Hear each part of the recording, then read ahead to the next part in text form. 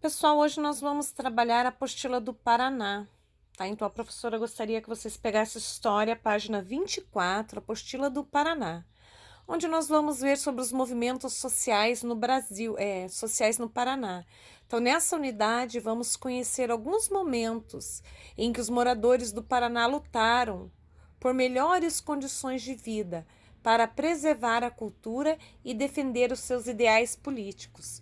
Então, nós temos aqui conflitos entre indígenas e espanhóis. Então, durante lá o século XVI, entre 1501 e 1600, os espanhóis fundaram povoados lá no oeste do Paraná. Uma bem aqui, ó. Vocês vão perceber, a professora vai chegar bem pertinho aqui, ó, bem no cantinho aqui, ó. Vai ser bem aqui no cantinho, ó. Aqui o estado do Paraná, então oeste do Paraná aqui, tá?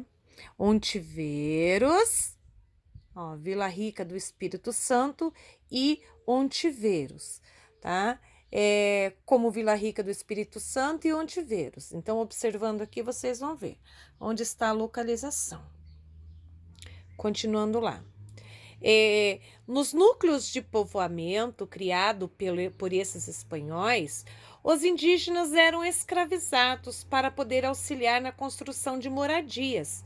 Olha só, os espanhóis acabaram deixando os índios como escravos para poder ajudar na construção das suas moradias, para fazer abertura de picadas. Sabe o que é fazer abertura de picadas? Abertura de estradas e picando as árvores, o mato, e cortando e abrindo estradas, tá?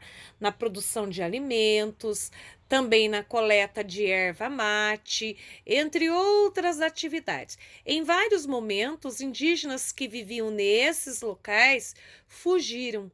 Tá? Alguns conseguiram fugir, outros lutavam, resistindo à dominação dos espanhóis para manter sua liberdade, sua cultura e sua cultura. Essa resistência, claro, né, gente, gerou conflitos, gerou brigas entre eles, mas alguns conseguiram fugir, outros foram aprisionados e muitos também foram mortos. Então, agora nós vamos para a página 26. Então, para tentar impedir que esses conflitos continuassem, ai, gente, é bem ruim a professora explicar com vídeo assim, mas vão seguindo a leitura de vocês. Para impedir que esses conflitos continuassem ocorrendo, os governantes espanhóis pediram para os jesuítas. Quem eram os jesuítas? Eram os padres que lá viviam, que eles criassem reduções. O que eram reduções? Era um tipo de sítios, eram lugares para eles poderem catequizar os índios, porque os espanhóis pensavam assim, bom, os índios eles não têm religião, não têm educação, eles não sabem falar direito, nem comer direito, nem se vestir. E quem vai ensinar eles vai ser os jesuítas, os padres. Então os padres jesuítas construíram reduções. Reduções eram lugares, eram locais afastados, tá? Para poder ensinar os índios a viver de acordo com os costumes europeus. Pensa para vocês verem.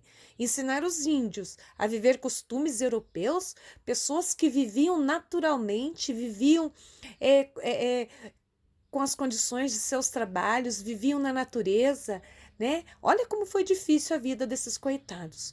Porém, durante os séculos XVI e XVII, as reduções espanholas elas foram destruídas por sertanejos que vieram lá de São Vicente Santos, do estado de São Paulo. Sabe o que os sertanejos vieram fazer aqui? Eles vieram buscar riquezas, como ouro e prata. E vieram buscar indígenas também. Eles ficaram sabendo que os indígenas trabalhavam bem e eles vieram buscar os indígenas para poder trabalhar, escravizar para eles. Em muitas dessas reduções, os religiosos e os indígenas lutaram também contra esses sertanejos que queriam levar os indígenas. Esses confrontos geraram muitas mortes e os moradores das reduções acabaram fugindo ou foram aprisionados. Olha que coitados, aqueles que ficaram nas reduções ainda sofreram aí com os sertanistas, né, que vieram para buscá-los, mas acabaram fugindo uma grande parcela e uma outra sendo escravizadas pelos sertanistas. Agora aqui vocês vão responder para a professora aqui.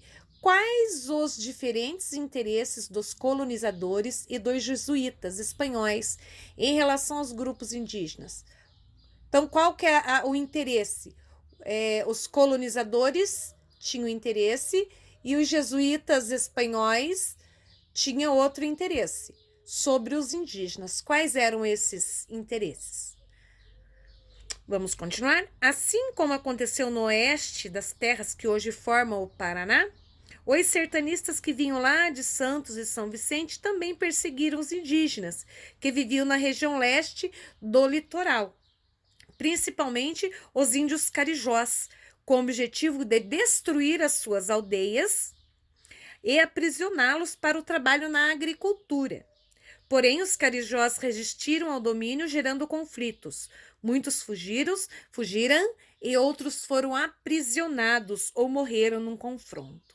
Agora aqui vocês vão prestar atenção nesta imagem aqui. Vão prestar bastante atenção para poder responder. A professora passou branquinho aqui para vocês não verem a resposta, para vocês responderem antes de vocês acessarem o gabarito. Então, olhando aí para essa pintura feita por Rugendas, vamos responder. Nos conflitos que ocorreram nessas terras envolvendo os colonizadores espanhóis e portugueses, contra o que lutavam os indígenas? Letra B. E os colonizadores lutavam pelo quê? O que os colonizadores queriam? Como você percebeu em outros tempos, nas terras que hoje formam o Paraná, diversos grupos indígenas lutaram para proteger a sua cultura contra a ação dos colonizadores. Vamos para outra página. Agora nós vamos falar sobre a luta dos maragatos contra os pica-paus. Quem eram os maragatos? Os maragatos eram chamados de federalistas. Podem marcar aí na apostila de vocês. Quem eram os pica-paus? Os pica-paus eram chamados de republicanos. Então, após a organização do Estado do Paraná como uma unidade federativa integrante do Brasil, os paranaenses se envolveram em diversas disputas e lutas políticas, das quais participaram outros estados brasileiros. Então, lá no ano de 1893 e 1895, dois grupos disputavam o poder aqui no Paraná. Esse movimento ficou conhecido como Revolução Federalista, tá? Ficou conhecido como Revolução Federalistas. Olha quem eram os federalistas. Federalistas ou maragatos eram contrários ao então presidente da República, Marechal Floriano Peixoto. E os republicanos ou pica-paus, eles eram favoráveis à permanência do Marechal Floriano Peixoto na presidência. Então, com a intenção de tomar o governo, as tropas federalistas saíram lá do Rio Grande do Sul com destino a São Paulo e Rio de Janeiro. Para isso, eles precisavam passar pelo Paraná, né, pessoal? Então, se eles saíam lá do Rio Grande do Sul para ir para São Paulo e Rio de Janeiro, eles precisavam passar por onde? Cadê o mapa? Deixa a professora achar o mapa aqui. Aqui, ó. Se eles saíram daqui, ó, Santa Catarina, Rio Grande do Sul, para poder vir para São Paulo e Rio de Janeiro aqui, eles tinham que passar aqui pelo Paraná. Eles não tinham como cortar a volta, então eles tinham que passar por aqui, tá? Olha só que teve outro conflito. Então, entre a população do Paraná, havia federalistas, tá? Mas na Lapa, em Tijucas e Paranaguá e Curitiba, havia um grupo de pica-paus, tá? Quem que eram os pica-paus? Eram os republicanos, que apoiava Marechal Floriano Peixoto. Em 1994, quando os federalistas tentaram avançar pela Lapa, os dois grupos entraram em conflito. E esse conflito, quando eles chegaram na cidade de Lapa, para poder passar, né, o estado do Paraná, para poder passar em Lapa, aconteceu essa história aqui, ó, o Cerco da Lapa, tá? A Lapa costumava ser uma cidade pacata, uma cidade quieta. Seus habitantes criavam gado, praticavam agricultura, cultivavam erva mate. Mas, no ano de 1894, todos tiveram que pegar armas para lutar contra os federalistas. Homens, mulheres ergueram barricadas, fizeram trincheiras para tentar impedir que os federalistas seguissem adiante. Estes, por sua vez, fecharam todas as saídas das cidades, ou seja, cercaram a cidade da Lapa. Por isso, essa história ficou conhecida como Cerco da Lapa. Por causa do cerco, os lapianos passaram fome, passaram sede, sem ter que conseguir água e comida, porque eles não podiam sair da sua cidade. A luta foi difícil, durou vários dias e muitos morreram, dos dois lados do conflito. Ao final do cerco da Lapa, os federalistas conseguiram vencer. Diante dessa derrota dos pica-paus, o presidente Marechal Floriano Peixoto ordenou que tropas seguissem em direção ao Paraná para apoiá-los, e os federalistas fugiram para o sul, mas em Santa Catarina tiveram que enfrentar outras tropas do presidente, e finalmente eles foram vencidos. Olha que história, hein, gente? Então, se for necessário, voltem, refaçam a leitura para vocês entenderem, volte no vídeo aula, ouça várias vezes para vocês entenderem, tá bom? Que agora a matéria de História e Geografia tem bastante matéria. A última atividade de hoje. Agora você já conhece um pouco sobre esse conflito. Represente o Cerco da Lapa aqui em Histórias em Quadrinho. Então, a história tem que ter 4 partes, tá? Essa história aqui. Então, vocês podem desenhar o quê?